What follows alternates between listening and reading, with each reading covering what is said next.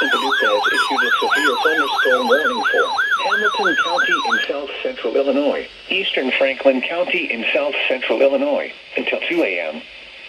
At 1:21 a.m., a severe thunderstorm was located near Benton, moving east at 50 miles per hour. Expected hazards include 60 miles per hour wind gusts and quarter-size hail.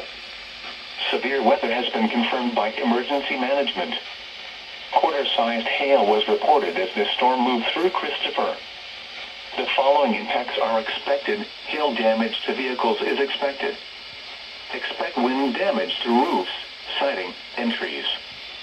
Locations impacted include West Frankfort, Benton, McLeansboro, Grand Lake area, West City, Thompsonville, Hannaford, Ewing, and Macedonia.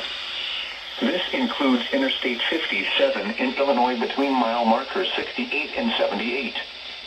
Repeating, a severe thunderstorm warning has been issued until 2 a.m. for the following counties in Illinois: Franklin and Hamilton.